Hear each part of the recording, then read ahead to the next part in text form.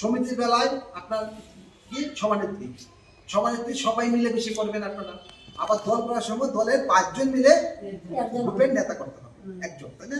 আচ্ছা, তাদের নির্বাচিত একজন প্রতিনিধি যিনি দল বা সমিতিকে নির্ধারিত নিয়মের মাধ্যমে পরিচালিত করেন, তাই তো নাকি? এটা হলো নেতৃত্ব। আচ্ছা, নেতা নেত্রী গুণাবলী, তাই না? এখন সবাই কি নেতা হইতে পারে? আপনার এলাকায় যারা এমপি হয়েছে উনি কি সবাই কি এমপি হইতে পারে? একজনই। আর আশেপাশেও 2-4 জন আছে নাকি? তাহলে আমরা নেতা কিন্তু সবাই হওয়া যায়। নেতা হইতে গেলে অনেক গুণের দরকার আছে। কি কি ধরনের আমরা গুণ থাকতে হবে এটা আমরা জানা জরুরি, তাই না? তো আমাদের নেতা, একজন ভালো নেতা হইতে গেলে আমাদের যে গুণাবলী থাকতে হবে সেটা হলো আমাদের সৎ এবং চরিত্রবান হতে হবে। আমাদের সৎ এবং চরিত্রবান হইতে হবে। সৎ চরিত্রবান আমরা বুঝি নাকি? এর বুঝার বেলা দরকার আছে। তারপরে উদ্যোগী পরিশ্রমী, কোনো কাজ করার জন্য উদ্যোগ গ্রহণ করা, তাই না? প্রত্যেকটা ক্ষেত্রে সে নিজে উদ্যোগী হবে, হ্যাঁ, উদ্বুদ্ধ হবে, প্রত্যেকে চালানোর মতো সে সক্ষমতা থাকতে হবে। তাহলে সে আমাদের তাহলে কি হবে? সে আমার নেতা হওয়ার যোগ্য হবে।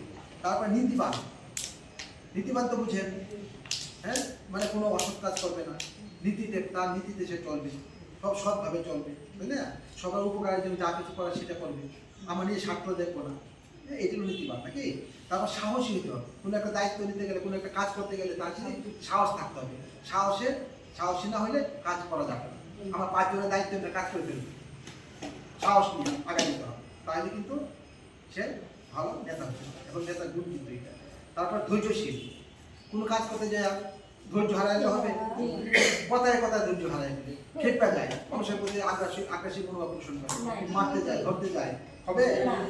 সাহস আছে, শক্তি সবই আছে, কিন্তু মানুষের মানে তার ধৈর্য নাই।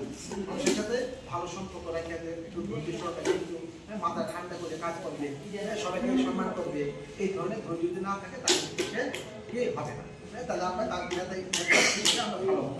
তারপর নিরপেক্ষ, কারণ আমার স্বাস্থ্যকে লাগে নেতা, আমার স্বাস্থ্য দিচ্ছি, আমি টাকা কেটে ধান দেবে, হ্যাঁ, তাহলে কি হবে? তাহলে আমাদের কি করতে হবে?